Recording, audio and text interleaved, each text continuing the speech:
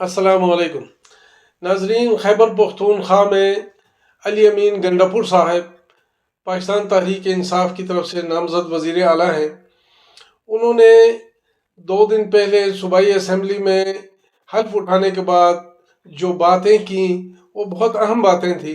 उनमें से चंद एक दोबारा आपके नोटिस में लाना ज़रूरी है कि उन्होंने क्या क्या कहा था।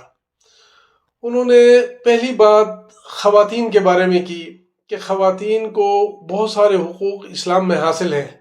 अगर कोई ख़वातीन को उनका हक़ नहीं दे रहा तो ख़वातीन को ये हक़ हासिल है कि वो अपना हक़ लेने के लिए उठ खड़ी हों, और इस सिलसिले में सूबाई हुकूमत उनकी भरपूर लीगल सपोर्ट उन्हें मुहैया करेगी, उनकी भरपूर मदद करेगी।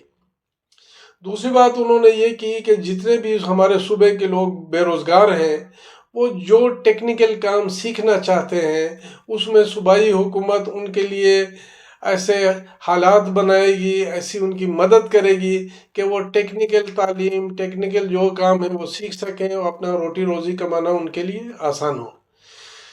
तीसरी बात उन्होंने ये की है कि यकम रमज़ान से हम हेल्थ कार्ड दोबारा शुरू कर रहे हैं। अगर किसी की जेब में पैसा नहीं भी है तो वो अपना शनाख्ती कार्ड दिखा के अपना इलाज बड़े हस्पतालों से करवा सकता है, क्योंकि उससे सूबाई हुकूमत की तरफ से माली सपोर्ट हासिल होगा। एक और बात उन्होंने ये की है कि जिस तरह हमारी पहली हुकूमत रही है और हमारे कायद इमरान खान साहब की कोशिश रही है पाकिस्तान को फलाही रियासत बनाने की, तो उन्होंने ये कहा है कि हम दोबारा कोशिश करेंगे कि ये फलाही रियासत बने और लोगों का फलाह हो, लोगों का फ़ायदा हो, चंद एक तबकों का ही नहीं। एक और ज़रूरी बात उन्होंने ये की है कि 9 मई को लाहौर में जो वाक़या हुआ था कोर कमांडर हाउस का, उस वाक़े के बाद हमारे हज़ारों लोग गिरफ़्तार हुए हैं, हज़ारों घरों पे छापे पड़े हैं, औरतें मर्द तकलीफ़ से गुजरे हैं। उन्होंने कहा है कि जी इसकी जुडिशल इंक्वायरी होनी चाहिए कि इस वाक़े के बाद किसको फ़ायदा हुआ और किसे नुकसान हुआ।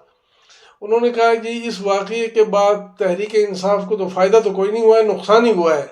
तो इसको देखा जाए कि ये तहरीक इंसाफ ने नहीं किसी और ने कराया था, तो जिसने भी कराया था उसे कानून के दायरे में लाना चाहिए। इनके अलावा एक ज़रूरी चीज़, अली अमीन गंडापुर साहब ने सूबे के सरकारी इदारों को 7 दिन का अल्टीमेटम भी दिया।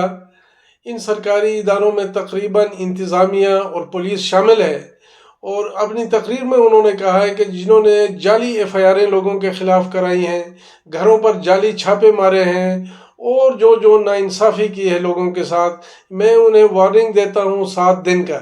इस 7 दिन के अंदर अंदर वो अपने हालात ठीक कर लें अवाम के साथ, और जो जाली एफआईआरें हैं उन्हें वापस ले लें। और अगर वो अभी भी अपनी हरकतों पर बज़िद रहेंगे तो चीफ मिनिस्टर बनने के बाद मेरे लिए मुश्किल नहीं होगा कि मैं उनके ख़िलाफ़ सख्त कानूनी कार्रवाई करूं। तो ये सब बातें अच्छी बातें हैं, खुशी की बातें हैं। अल्लाह अली अमीन गंडापुर साहब की मदद करे और लोगों के लिए आसानी फरमाए। बहुत मेहरबानी, बहुत शुक्रिया।